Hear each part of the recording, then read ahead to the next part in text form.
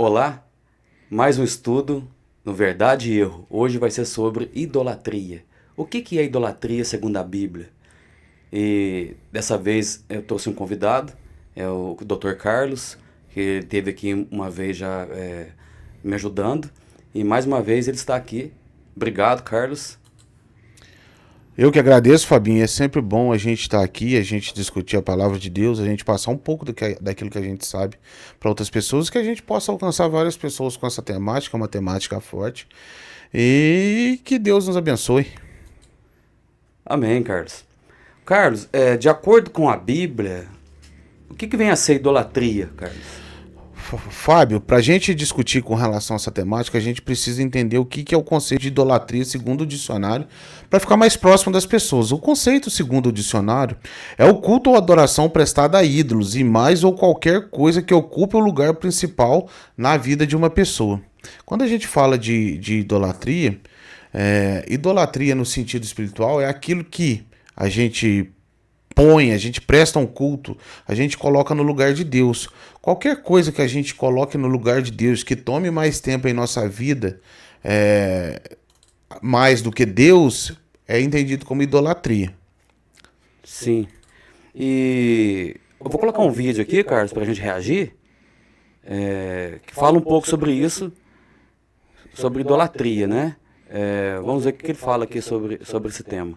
Deus está me revelando aqui que tal coisa aconteceu. Ora, meu amigo, se você, que é pecador e pode ir para o inferno ainda até o fim dessa vida, tem revelações de Deus, por que Nossa Senhora não pode ter? Por que São Pedro e São Paulo também não? O que a Bíblia proíbe é a evocação dos mortos, ou seja, no sentido em que eu uso meios aí mágicos, espiritualistas, o que for, para eu conseguir me comunicar com uma pessoa. Então eu tento lá falar com meu avô, ou falar com sei lá quem. E essa pessoa, ela responde a gente. Então eu escrevo ali, né, o que ela está dizendo. Isso, inclusive, está bem retratado no livro de Samuel. Nós temos ali Saul usando esse recurso. Inclusive, a igreja nunca se pronunciou dizendo se é verdade ou não que essa coisa funciona. Pode ser que funcione, inclusive, só que é algo que Deus proíbe. Deus proíbe a evocação dos mortos, eu trazer ele até aqui para eu conversar com ele. Agora, o que a Escritura não proíbe de modo algum é que nós, em Cristo, amemos os nossos irmãos. E aí tem uma grande diferença entre a evocação e a invocação. Evocação é eu trazer para conversar. Invocação é falar ao ar e esperar que Jesus Cristo traga essa mensagem para o nosso irmão. Nós não falamos diretamente com os santos no céu. Pode reparar que na liturgia a gente sempre diz, né? São fulano, rogai por nós. Aí na oração, ó Deus, que nos deste o exemplo de santa fulana para tal coisa,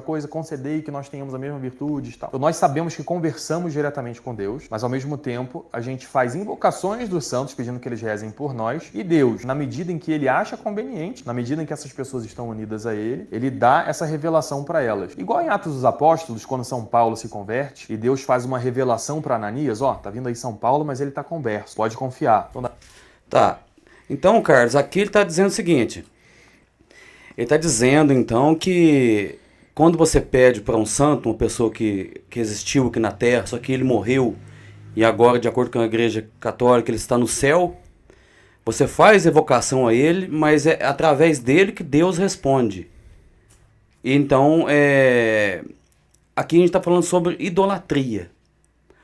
E a Bíblia fala que idolatria são os dois primeiros mandamentos da Bíblia de Êxodo capítulo 20.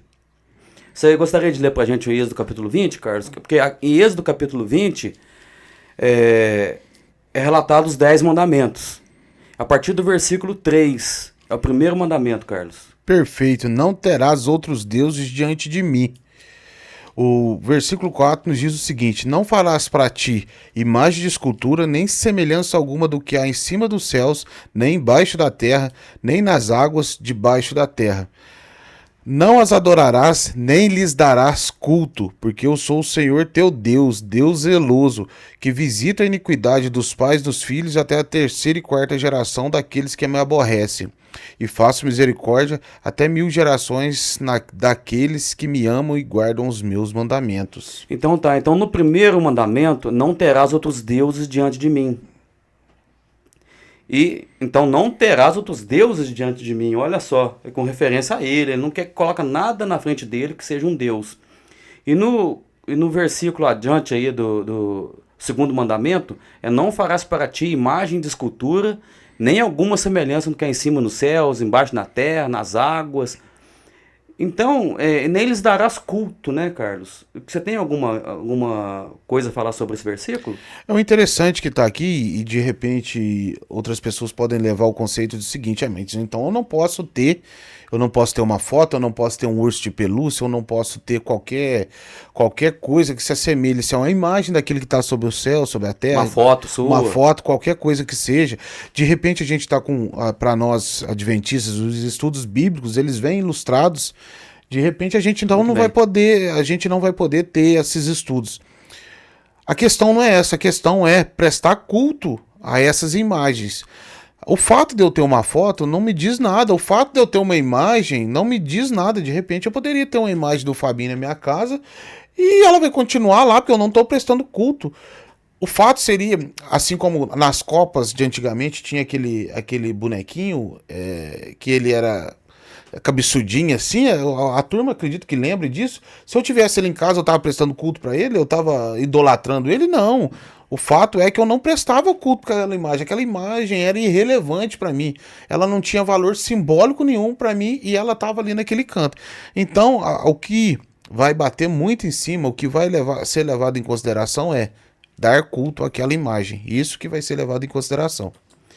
Então, com referência a os dois primeiros mandamentos dos 10, alguém pode estar se perguntando, mas não foi assim que eu aprendi.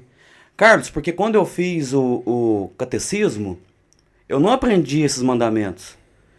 Lá no catecismo está escrito assim, o primeiro mandamento, amar a Deus sobre todas as coisas. O segundo, não tomar seu santo nome em vão. E já pula para guardar domingos e festas de guarda. Mas quando você vai lá para os mandamentos da Bíblia, tá faltando esses dois mandamentos no catecismo. E colocar outros dois para substituir. Será que isso aí é tendencioso, Carlos? Será que estava com alguma tendenciosidade, tipo assim, querendo omitir, esconder alguma coisa, Carlos?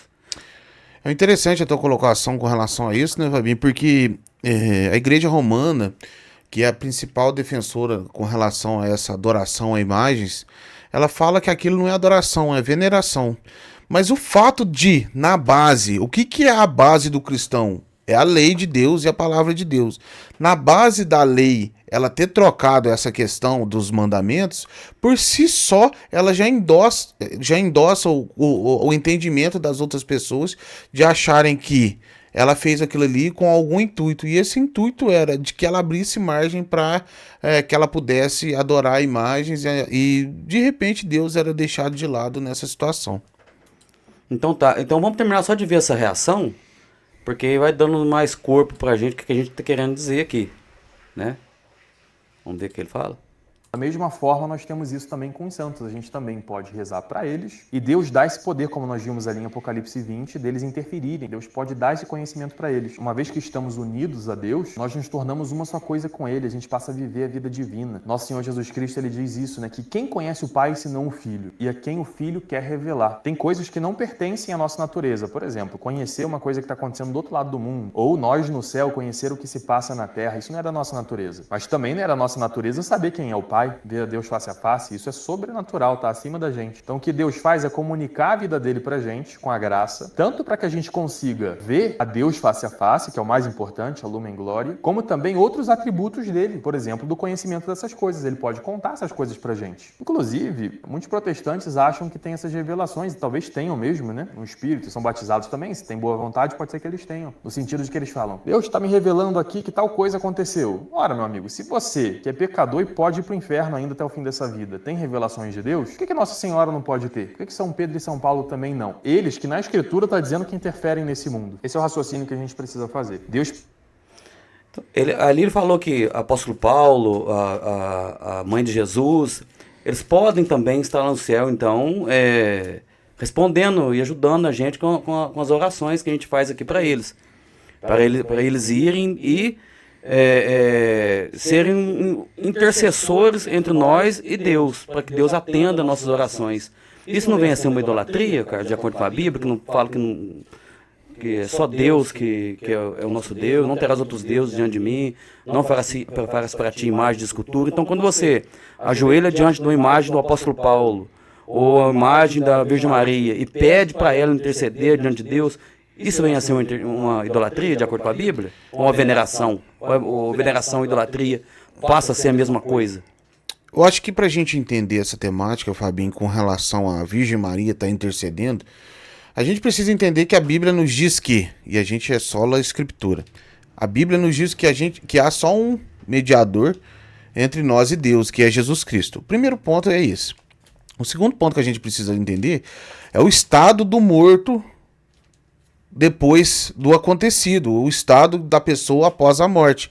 E para a gente entender isso, tem um estudo anterior feito pelo Fabinho aí que nos explica bem com relação a isso.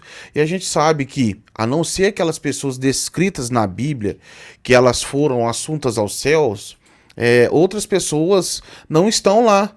Não há na Bíblia qualquer menção de que Maria esteja no céu já. Então, como que ela está intercedendo por nós? Segundo o nosso entendimento e segundo aquilo que a Bíblia nos diz, os mortos estão na sepultura, aguardando o grande dia. Que grande dia? A vinda do Senhor Jesus. A partir desse momento, aí as pessoas terão um acesso direto a Deus. Caso contrário, isso não está acontecendo. Então, se você põe alguém neste lugar, e esse lugar que deveria ser ocupado por Cristo, então está acontecendo uma adoração ali, e isso a gente pode entender como idolatria. Então, realmente, no estudo que eu tenho aí sobre a morte, o estudo número 2, ali fala detalhadamente sobre o ex-ladrão da cruz, que ali fala, na verdade, Lucas 23, 43, o ex-ladrão da cruz, ali Jesus Cristo está falando para ele assim: em verdade a ti eu te digo hoje, vírgula, estarás comigo no paraíso. Então teve um probleminha de vírgula ali. Na parábola do rico e Lázaro, ali não está dizendo que Lázaro foi pro céu, o rico foi para um lugar que fica queimando. Ali representa, enquanto você está vivo, você tem que aceitar Deus enquanto você está vivo. Não, depois de morto não adianta mais. Então todas essas passagens aí polêmicas, eu explico lá no estudo da morte. Então, igual o Carlos falou, não tem como uma pessoa que está no sono da morte, esperando a ressurreição, nas nuvens do céu, que Jesus Cristo vai vir nas nuvens do céu, esperando a ressurreição. Então não tem como a pessoa que está morto responder alguma mensagem, igual a pessoa que acredita em São Lázaro, por exemplo. Jesus Cristo, ele foi lá e ressuscitou Lázaro. E Deus não falou para ele vir do céu, nem do purgatório, nem do suposto inferno. Até antes, em João capítulo 11, lá ele fala: Lázaro dorme, mas vou para despertá-lo. Aí os discípulos perguntaram: mas se dorme, então está salvo, está ali, é só acordar ele. Aí Jesus Cristo falou: não, Lázaro morreu. Então Jesus Cristo sempre referiu a morte como um sono. Então Lázaro também, se ele estivesse no céu, Carlos, eu acredito que ele não ia querer voltar para essa terra. Então logo, a morte é um sono, as pessoas pegam passagens torcidas para dizer que já está no céu, ou está no purgatório, ou está no inferno, mas não existe isso. Para você entender isso melhor, tem nossos cursos aí anteriores, que vai explicar bastante essa parte. São cursos grandes, eu aconselho você ver ele umas 3 vezes, mas são assuntos praticamente completos. Faltou alguma coisa porque o tempo também já estava longo. Mas então, Carlos, o que você falou, eu gostaria de reagir mais um vídeo, já para a gente entrando no tema mais detalhado. Você quer falar mais alguma coisa? Só uma nota de rodapé, parafraseando o Rodrigo Silva, existem outras formas de idolatria. Existe idolatria ao dinheiro, existe idolatria à fama, existe idolatria a pessoas, idolatria a bens. O que eu quero dizer com isso? O fato de você dedicar mais tempo ao seu celular, você dedicar mais tempo em ganhar dinheiro do que a Deus, você dedicar mais tempo buscando views, buscando fama, faz com que você esteja idolatrando qualquer outra coisa que não seja a Deus. O fato de você idolatrar o carro, aquele carro que você tem, você passa o dia inteiro encerando aquele carro, você passa o dia inteiro dedicando tempo a isso, de repente a uma esposa, de repente a um marido, de repente a um filho, de repente a uma pessoa, e aí a gente vai entender o conceito básico de um ídolo, a gente vai estar colocando essa pessoa no lugar de Deus, e aí estaria acontecendo a idolatria de bens, idolatria de pessoas, e isso é só para ficar claro uma parte conceitual do que pode vir a ser idolatria. Idolatria não é algo só que acontece com imagens de esculturas, mas pode acontecer com outras formas de idolatria, por exemplo, o dinheiro. Isso é citado no Novo Testamento como Mamon, Cristo fala muito a respeito disso, mas famas, pessoas e bens. Então tá. Então, a gente vai ver mais um pouco sobre isso, né? Vamos ver. Todos os santos nós veneramos, em grego se diz dulia. A Virgem Maria nós veneramos com uma superveneração, maior de todas, chamada hiperdulia. Mas somente São José é venerado com o culto de protodulia, que significa a primeira veneração de todos os santos. Somente São José é chamado também de José Santíssimo. Somente Deus, a Virgem Maria e São José têm esse título de Santíssimo, porque ele chegou num altíssimo grau de santidade, como nenhuma outra criatura. Então tá. Esse vídeo falou um pouco da que a gente já estava falando, Carlos. Sobre dulia, né, latria, hiperdulia. A Igreja Romana, ela diz que não existe idolatria lá a partir do momento que você faz oração a santos, presta culto a santos, diz que não é idolatria. É uma dulia, que é diferente de idolatria. Mas igual você falou, tudo que você coloca no lugar de Deus, que ocupa a função de Deus, é uma idolatria. Porque a Bíblia fala que você pode se achegar a Deus diretamente em nome de Jesus. Não precisa você buscar outra pessoa, até porque ela está morta, esperando a ressurreição de Jesus. Então seria incoerente. Primeiramente, igual o Carlos falou, só a Escritura. Ou seja, tem que ser a Bíblia. Agora, se você segue outro livro que não seja a Bíblia, respeitamos a sua opinião, respeitamos o que você acha, mas o que você acha não significa que é o certo. Eu fico com a Bíblia. E você, Carlos? Não, perfeitamente, Fabinho. Eu também fico com a Bíblia. E tendo a Bíblia como norte, assim como o padre acabou de dizer aí da dulia, hiperdulia, São José, Maria, não sei o quê, a questão não está ele colocar lugar a Deus, é prestar ele culto. O fato dele estar prestando culto, ele está prestando culto a alguém que não é Deus. Então, por si só, independente do conteúdo, do conceito daquela palavra, ele está prestando culto, e isso faz com que Deus seja aborrecido por isso.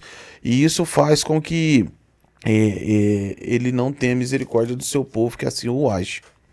Então, é por isso, Carlos, que lá em Deuteronômio, capítulo 18, Deus deixou escrito assim lá, a partir do versículo 10. Não se achará entre ti quem faça passar pelo fogo o seu filho ou sua filha. Nem adivinhador, nem prognosticador, nem agoureiro, nem feiticeiro, e nem encantador, nem necromante, nem mágico, e nem quem consulte os mortos. Pois todo aquele que faz tal coisa é abominação ao Senhor. E por estas abominações o Senhor teu Deus os lança diante de ti. Então, Carlos, aqui está falando bem claro que Deus não quer que achem no nosso meio quem consulte aos mortos. Nem feiticeiros, nem necromantes, porque é uma abominação ao Senhor. Então, um dos fatos que mostra que, pela própria lógica da Bíblia, que idolatria, consultar os santos, é uma abominação ao Senhor, porque está consultando os mortos. Você prestar uma homenagem ou a um vivo, pedir uma oração para um vivo, igual o Tiago, capítulo 1 lá fala, orai uns pelos outros, confessai vossas culpas uns aos outros, porque a oração de um justo pode muito de seus efeitos. Ali estava querendo dizer o seguinte, que quando você chama alguém da igreja, o presbítero, para orar para ele será curado, e se tiver algum pecado, se ele irá perdoado. Por quê? É porque ali a pessoa que está enfermo nessas partes, tanto espiritual como físico, ele chama alguém, explica para essa pessoa, conta para essa pessoa, igual você vai num psicólogo, por exemplo, e ali você alcança aquela graça, aquela coisa que vai aquele sentimento, aquela atuação de Deus no momento, através de uma pessoa viva, que vai te dar um conforto, e não de uma pessoa morta. E você procede, Carlos? É verdade. O próprio apóstolo Paulo fala pra gente interceder um pelos outros, né? Uma questão que deva ser levantada aqui é com relação aos mortos. A própria Bíblia nos diz que os mortos nada sabem. Salvo engano, Eclesiastes vai dizer isso, que os mortos não sabem de nada. Então, como que a gente vai pedir intercessão de alguém que nada sabe e que está na sepultura? A gente não tem contato com com um mundo superior a isso. E ali a própria parábola do rico e Lázaro diz que há um abismo. E esse abismo é inatingível entre o povo da terra e o céu. E isso só é acessível através dos anjos, através de Jesus Cristo, que a gente consegue acesso a Deus. Então, em 1 Coríntios, capítulo 6, o versículo 10, ali fala que os idólatras não herdarão o reino dos céus. Eu falo para você uma coisa com toda sinceridade, com todo cuidado. Aqui estamos mostrando Bíblia. Você aí que está em busca da salvação, igual eu e o Carlos, eu quero que você entenda uma coisa. Isso aqui não é para te atingir. Isso aí é para você voltar à Bíblia. Você vai ver muitas pessoas aí na internet, padres, pessoas aí defendendo isso. Mas é um pecado. Se não fosse isso, por que tiraram os 2 primeiros mandamentos da Bíblia com referência a imagens?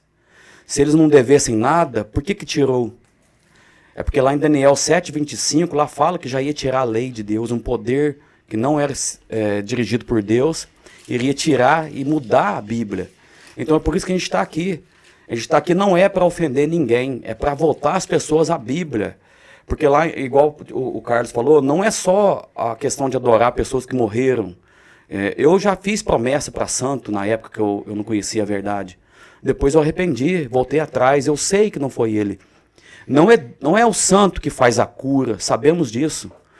Inclusive tem um cliente meu que ele é muito educado, muito bonzinho.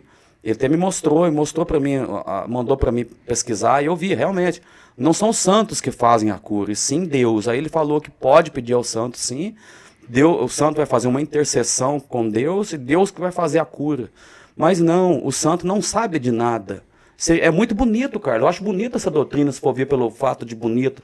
É interessante, mas não é verdade. Nem tudo que é bonito tá certo. E o mais bonito de tudo, você poder ir até Jesus e pedir para ele ser teu intercessor, ele ser o seu mediador. Então, dulia e latria, a dulia, que eles falam que não é idolatria, a veneração, a dulia leva à idolatria. Porque a partir do momento que você está buscando um morto, que Deus falou que não é para consultar os mortos nada sabem, a partir do momento que você faz isso, e a partir do momento que você coloca outra pessoa, através da dulia, no lugar de Jesus, você está praticando uma idolatria, colocando outra pessoa no lugar de Jesus. Procede, Carlos? Exatamente. E uma coisa que eu quero ressaltar aqui, que não é o nosso entendimento dizer que Maria não foi nada. Ela foi. A gente tem um respeito muito grande por Maria. A gente tem um respeito muito grande por aqueles que são entendidos pelos católicos hoje como santos, que acreditamos que eles foram grandes pessoas e que fizeram grandes obras aqui nessa terra e que eles serão recompensados um dia por isso. Mas eles descansam no pó da terra. Eles não intercedem por ninguém e há um só intercessor. E a gente vai sempre bater nessa tecla, que é Jesus Cristo. Pois bem, Carlos, aqui no catecismo romano, né? Aqui no parágrafo 966, está escrito assim: a Imaculada Virgem, preservada, imune de toda mancha da culpa original, terminado o curso da vida terrestre, foi assunta em corpo e alma à glória celeste. Entendeu, Carlos? Uhum. Para que mais plenamente estivesse conforme seu Filho, Senhor dos senhores e vencedor do pecado e da morte. Foi exaltada pelo Senhor como rainha do universo. Carlos, quando eu leio isso daqui, cara, me dá um calafrio, me dá um medo. Colocar uma pessoa, lá em Romanos, capítulo 3, versículo 23, lá fala que todos pecaram e carecem da glória de Deus. Todos pecaram, todos. Ela foi uma pecadora. Por mais que ela foi uma serva de Deus, cheia de graças, porque ela carregava o Salvador do mundo, ela carregava Deus ali no barriga, Carlos. Ao mesmo tempo, Deus, homem. Ela foi uma excelente pessoa, mas na Bíblia não fala nada que ela ia ser uma rainha do universo. Isso aqui é uma doutrina humana. Tome cuidado, você que está buscando a salvação, igual eu e o Carlos, volte atrás, para com isso. Isso não é bíblico. Olha só, A assunção da Virgem Maria é singular. É singular participação na ressurreição de seu filho e antecipação da ressurreição dos outros cristãos. Não foram ressuscitados ainda ninguém, exceto algumas exceções no Monte da Transfiguração, que eu explico aí no curso sobre a morte. Então, em vosso parto guardastes a virgindade, em vossa dormição não deixastes o mundo, ó Mãe de Deus, foste juntar-vos à fonte da vida, vós que concebestes o Deus vivo, e por vossas orações livrareis as nossas almas da morte. Olha só, então, as orações dela nos livram nossas almas da morte, Carlos. Então, é através dela, então, que as nossas almas são livres da morte, Carlos? Não, não. É através de quem? Infelizmente, não é através dela, é através de Cristo, que é o nosso intercessor, e é Cristo que morreu para nos salvar.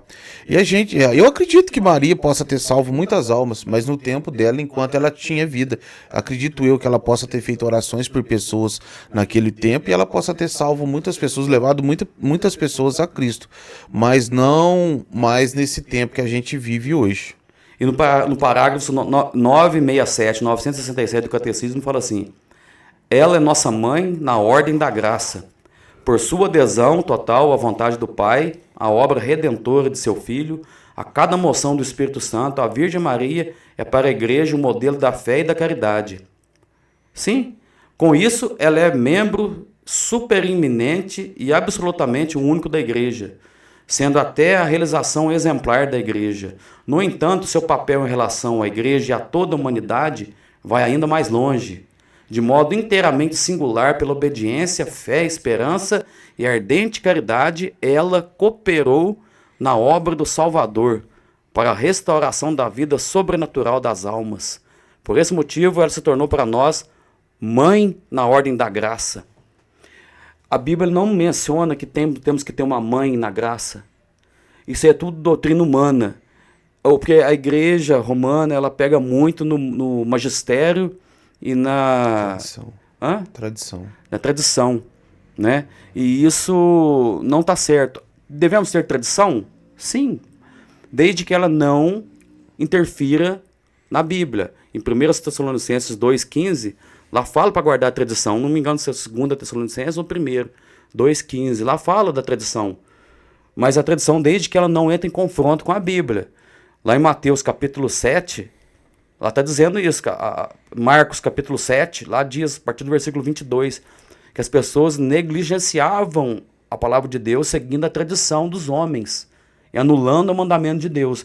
Então, desde quando a tradição ocupa o lugar de Deus, a tradição passa a ser errado, Carlos, e não deve ser seguida. Então, agora, a pessoa escreve uma coisa lá atrás, que é um erro bíblico, então eu pego aquilo lá como uma tradição, porque essa pessoa conviveu com os apóstolos lá no primeiro século. Não, eu não devo aceitar uma doutrina, uma tradição que entra em confronto com a palavra de Deus, mesmo sendo pessoas que conviveram com os apóstolos.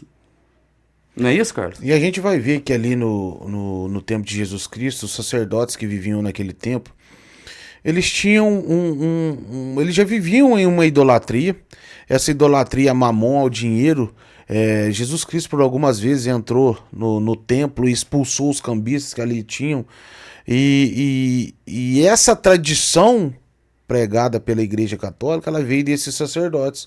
Então já é uma tradição que de repente já viera contaminada e vem trazendo. O que é a tradição que para nós, e acredito eu que é o conceito que Paulo traz, é aquilo que é descrito em Jó. Jó não tinha livros, não tinha Bíblia. Segundo a história, nos diz que Jó foi o primeiro livro escrito. Se Jó foi o primeiro livro escrito, o que Jó seguia? Como que ele tinha mandamentos? Como que ele guardava a lei de Deus se não existia Bíblia? Muito bem.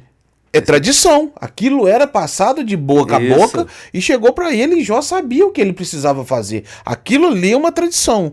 Mas a partir do momento que a gente tem a Bíblia e que a tradição vai se resumindo à Bíblia, a tradição ela O boca a boca, a gente sabe que aquele telefone sem fio vai passando de uma pessoa para outra e de repente vai desvirtuando aquilo que era o dito original e as coisas vão perdendo um pouco o seu valor.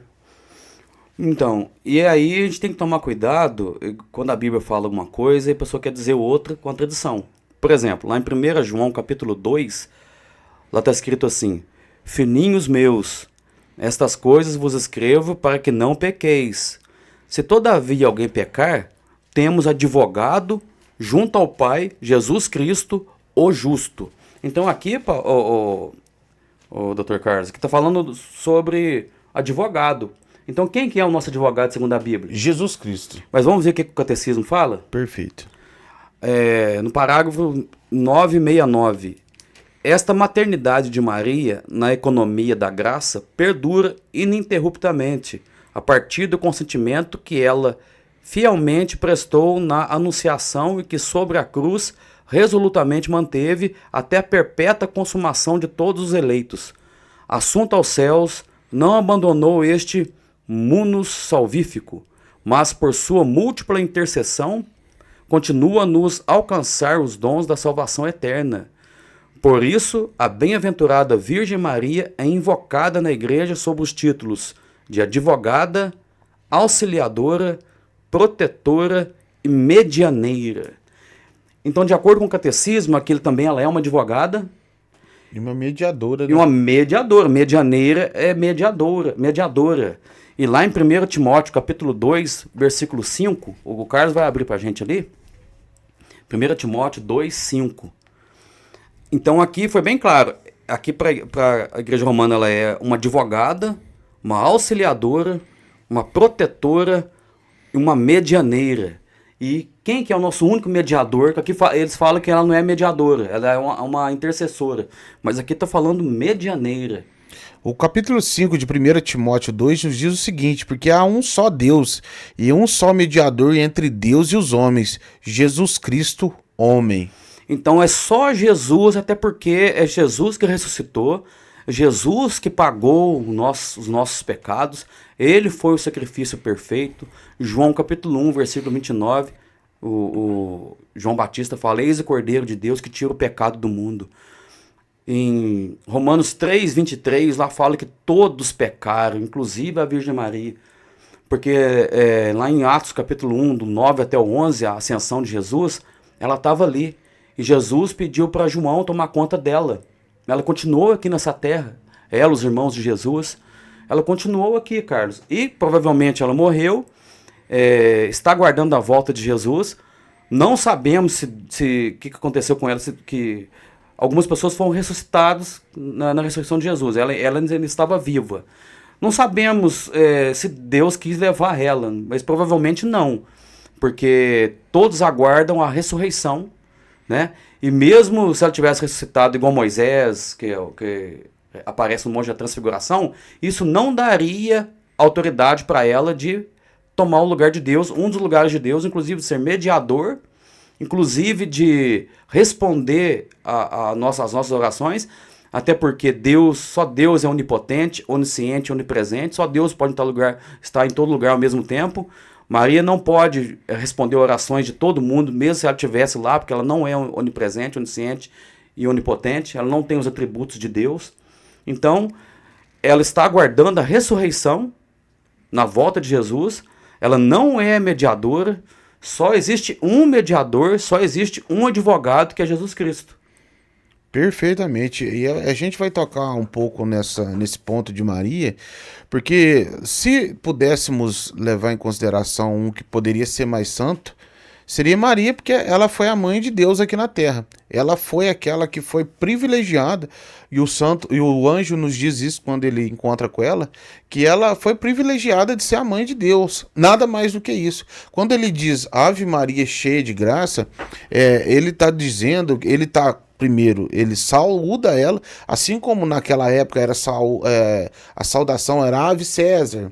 Então, ele saúda ela e ele diz isso por quê? Porque ela viu graça aos olhos de Deus e por isso ela foi escolhida.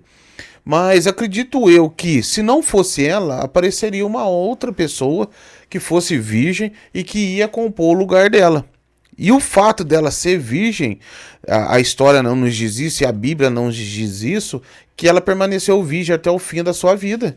Então ela não é uma pessoa que a própria Bíblia vai nos dizer que todos pecaram. Maria também pecou, porque não há uma exclusão, a Bíblia não faz uma vírgula, todos pecaram, exceto Maria. Então, assim, ela é levada em consideração, mas isso que a gente está dizendo é para todos aqueles entendidos santos. Os santos da Bíblia, que a Bíblia relata, são todos aqueles que acreditam no Salvador e que acreditam em Deus. Todos esses são entendidos como santos. Pois é, santo, a palavra santo, então, é separado para Deus. Perfeito. Né? E eu gostaria de ler uma passagem aqui, Carlos. Você já ajoelhou para alguma pessoa? Você já ajoelhou diante de alguma imagem? Aqui mostra, Carlos, em Apocalipse capítulo 22, alguém que tentou fazer isso, mas ela foi repreendida na hora. Olha só, a partir do versículo 8 de Apocalipse capítulo 22. Eu, João, sou quem ouviu e viu estas coisas. E quando as ouvi e vi, prostrei-me ante os pés do anjo que me mostrou essas coisas, para adorá-lo. Então ele me disse, vê, não faças isso. Eu sou conservo teu, dos teus irmãos, os profetas, e dos que guardam a palavra de Deus. Adore a Deus. Então aqui, o anjo repreendeu João. Mesmo João, no conhecimento dele sobre idolatria, quando ele viu o anjo, ele ficou abismado com aquela glória assim, não a glória de Deus, mas aquela sem pecado, aquela... Possivelmente ele resplandecia luz, né? E aí o João ficou ali sem saber o que fazia, se ajoelhou. E o anjo, não, peraí, não faz isso não, adora a Deus. Não adora eu não. Então, mostrando que você ajoelhar com essa intenção, mesmo sendo bonita, tá errado. Não pode se ajoelhar só diante de Deus, com intenção de adorar, é lógico. Então, outra parte também, Atos capítulo 10, o Carlos, aquela parte de Pedro, quando ele vai visitar Cornélio, aqui fica bem claro, né? Que Cornélio ele foi ajoelhar perante Pedro, né? E olha o que aconteceu. Atos, capítulo 10, né? Capítulo 10, o versículo 25 a 26. Então, quando Pedro chegou perante Cornélio, aconteceu esse episódio. E, semelhantemente aconteceu lá em Apocalipse 22, aconteceu aqui também, Carlos. Olha só. A partir do versículo 24. No dia imediato entrou em Cesareia, Cornélio estava esperando por eles, tendo reunido seus parentes e amigos íntimos. Aconteceu que, indo Pedro a entrar, lhe saiu Cornélio ao encontro, e prostrando-se aos pés, o adorou. Mas Pedro levantou, dizendo, ergue-te, que eu também sou homem. Então, olha só, Pedro, de acordo com a doutrina romana, fala que ele foi o primeiro papa. Ele não aceitou idolatria, ele não aceitou adoração. Cornélio ajoelhar diante dele, falou, não, levanta, eu sou homem. E aí, nos meus cursos aí também, no meu canal, eu explico sobre isso também. Se você fizer todo ele, a partir do 1, né, esse aqui é o 8º, você vai ver aí que eu explico isso. Então, nem Pedro aceitou a adoração. Ele falou, não, levanta aí, não faz isso não. E isso nos remete ao quê? Que idolatria, além de lá em Mateus 6, 24, que é idolatria ao dinheiro, mamon também é idolatria, igual você explicou muito bem explicado, que existem várias formas de idolatria. Também aqui, você se ajoelhar perante uma pessoa igual você mesmo, pecador, você está cometendo idolatria e não dulia. Idolatria, desde quando você coloca alguém no lugar de Deus, presta culto para essa pessoa, para essa entidade, para essa pessoa que morreu, é uma idolatria de acordo com a Bíblia, Carlos. Eu sou um converso há uns 3, 4 anos, Fabinho, e eu era católico. E eu não tenho recordação de nenhum momento no catolicismo ou na catequese, assim como você foi. Eu fiz primeira comunhão, eu fiz crisma, e eu não me recordo em nenhum momento de ler a Bíblia nesses estudos. E o que eu quero dizer com isso? Quando eu comecei a ler a Bíblia, eu já li a Bíblia, alguns livros, 2 ou 3 vezes já. Quando eu comecei a ler a Bíblia, uma das coisas que mais me chamou a atenção e que fez eu abrir um pouco a minha mente, e com o tempo isso foi cada vez mais até ao chegar ao ponto de me converter, a idolatria em Israel. Todas as vezes que Israel estava perdido, estava sendo entregue a uma nação e era entregue para ser escravos e ao poder de alguma nação, Deus atuava através de algum profeta, de alguma pessoa, livrava o povo de Israel de lá, o povo de Israel voltava e de repente reiniciava o ciclo e eles começavam com a idolatria. Todas as vezes que Israel se juntava com uma outra nação, a idolatria acontecia. Então, assim, o primeiro ponto que eu acho que a gente deve deixar claro é o seguinte: busque na Bíblia, estude a Bíblia. A partir disso, peça ao Espírito Santo que lhe dê discernimento para que você entenda o que aquilo ali quer dizer. E com isso você vai aprender muitas coisas, inclusive com relação à idolatria.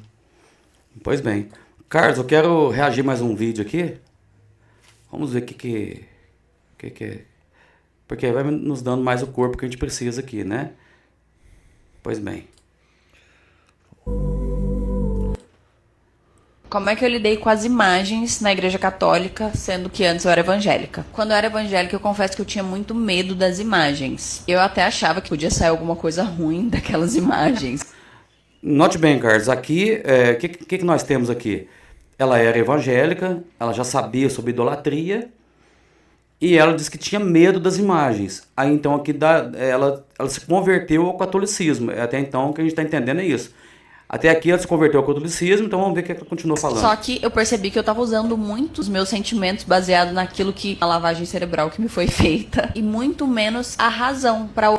Aqui ela fala que para parar de ter idolatria foi feita uma lavagem cerebral nela.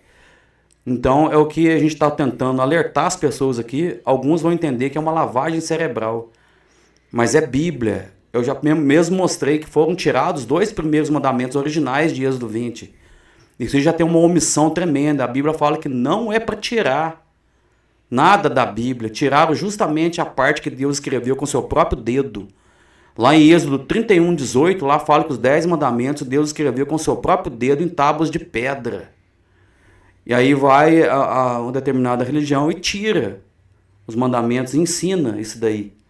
E aí ela vai e fala que estava sendo enganada com lavagem cerebral. Olhar para aquilo com raciocínio, com razão. O que é muito difícil de se fazer. Se você está dentro de uma seita que bota regras muito firmes, sem explicar o motivo delas, né? Só citando ali Êxodo 20, sem raciocinar, realmente é difícil de você sair dessa lógica. É uma graça que Deus a deu.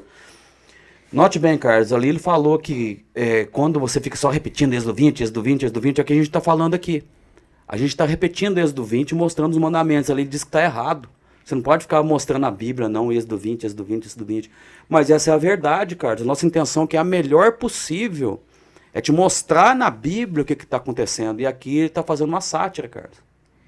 Exatamente, Fabinho. É uma coisa que é muito levada para esse povo que tenta interpretar a Bíblia dessa forma, é que o Antigo Testamento ele caiu em desuso. E a gente já, assim como a gente disse no livro, no vídeo anterior, o Antigo Testamento é o embasamento do Novo Testamento. É uma história contínua e que tem um começo e um fim. Não dá pra gente ler o Novo Testamento sem entender o Antigo Testamento. A lei de Deus ela foi dada no Antigo Testamento e essa lei é eterna. Nem um tio, nem uma vírgula será tirado dessa lei. Então é preciso a gente compreender para que a gente não caia nesses enganos. Igual ela caiu. Ela caiu no engano, mesmo sabendo a verdade, Carlos. Justamente. Eu fico triste com isso. O intuito é que nós não façamos ídolos. Quando eu vejo uma obra de arte que representa Jesus, que representa a mãe dele, aquilo não é um ídolo para mim. Amar a Deus sobre todas as coisas e não fazer imagens é o mesmo mandamento, tanto para os judeus, é o segundo mandamento, quanto para nós católicos, é o nosso primeiro mandamento. Os protestantes separaram do contexto e falaram, né, que nada que fosse construído, nenhuma imagem nunca é permitida. Como se toda imagem fosse ídolo. E não é isso que está escrito no texto, não. Eu sei que aquilo é uma coisa material, que vai se quebrar. Eu não acho que eles estão lá de verdade. Que nem quando você vai assistir o The Chosen. Não acho que o ator é Jesus. E eu não coloco aquilo como um ídolo na minha vida. Sabe o que a gente acredita que é um Deus hoje? O celular. Porque o celular tá sendo o nosso Deus. Porque muita gente tá com um vício por causa do celular. Isso é entrar no texto de verdade. E outra coisa, às vezes a pessoa faz uma imagem do que ela acha que é Deus na cabeça dela e adora essa imagem, não adora o Deus que está na Sagrada Escritura. É uma coisa interessante que ela disse ali, que é uma imagem que pode cair, quebrar, e não tem valor nenhum, né, Fabinho? Mas, perfeitamente, essa imagem caiu, quebrou, pra onde que ela vai? Você joga, será que eles jogam essa imagem no lixo, Fabinho? Porque o que eu sei da tradição católica é que essa imagem precisa ser levada, principalmente aquelas cruzes que tem na beira da estrada, que noticia o falecimento de alguma pessoa ali no local, essa imagem precisa ser colocada ali. Então, assim, até o fato da imagem ser quebrada, ela não tem um destino como se qualquer outro objeto que se quebrasse tem. É uma coisa interessante isso aí. Então, vamos lá. Deus que está na tradição, mas uma imagenzinha que é a interpretação que ele fez da Bíblia. Isso sim é adorar os ídolos. E tem um monte de gente preocupada com um quadro, com um gesso. Gente, Satanás não é burro não, sabia? Uai, muito bom, né? É todo o foco é numa coisa ridícula que é, não posso ter uma pintura de Jesus, esquecendo o problema do celular, que ela trouxe aqui perfeitamente. Na Arca da Aliança, Deus mandou fazer 2 querubins para ficar em cima. Será que Deus estava mandando fazer imagens? Só essa passagem dos querubins que aparece em Êxodo 25, alguns capítulos depois da proibição de fazer ídolos, já mostra que nem toda imagem é um ídolo. Ela foi perfeita na colocação aqui. Sim, ele estava mandando fazer uma imagem, mas o... Tudo bem. E o que você acha, cara? Tava mandando fazer uma imagem para adorar?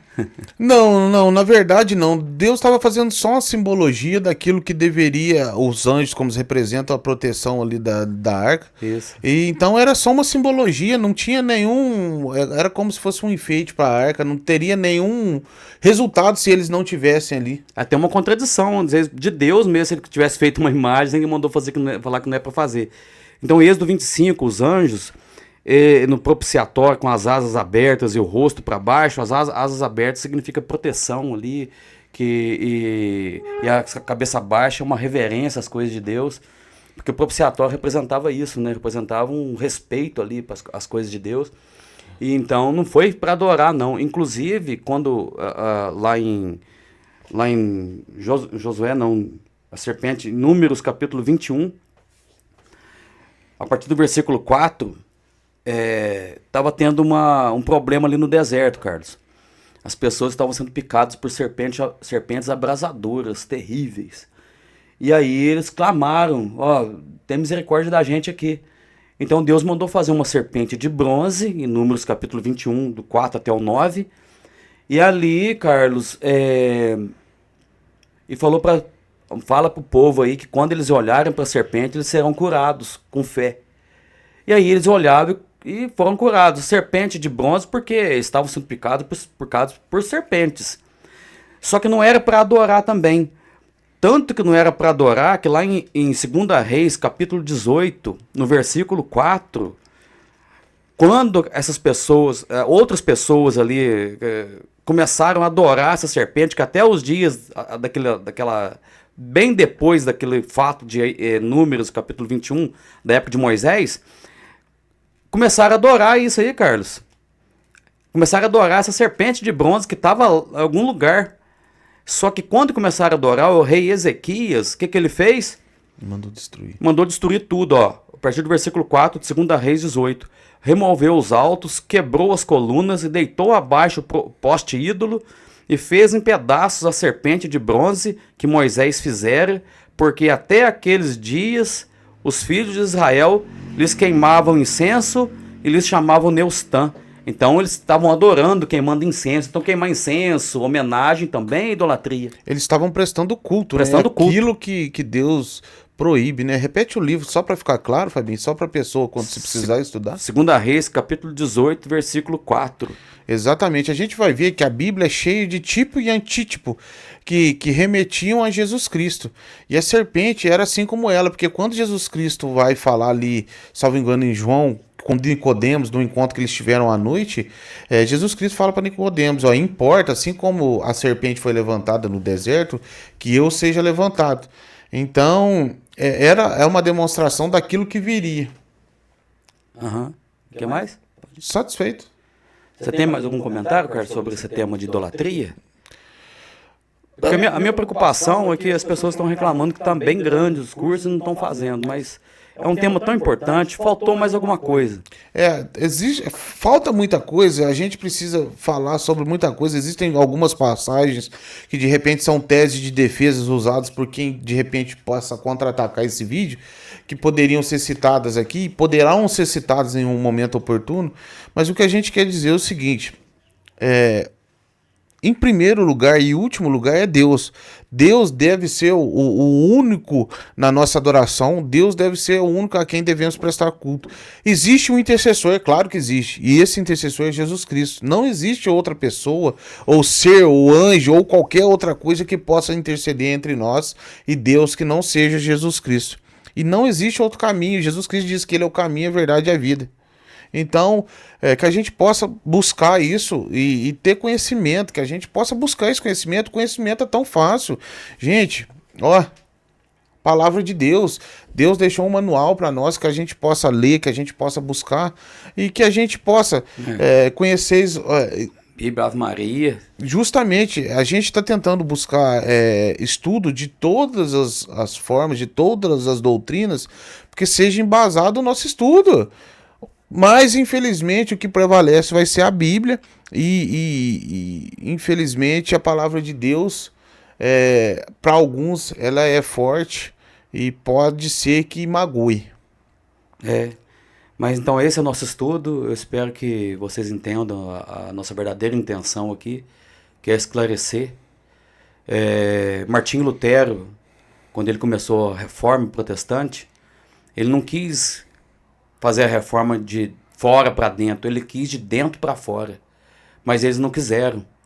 É por isso que teve a reforma. Ele viu os erros, ele não foi perfeito, ele viu os erros e alertou eles lá dentro, mas como o poder é muito bom e como tinha um poder sobrenatural por trás disso, não deixou ela começar de dentro para fora, e ela teve que começar de fora mesmo para fora. E não deixou ela começar de dentro para fora, nem de fora para dentro, de nenhum jeito, né? Uhum.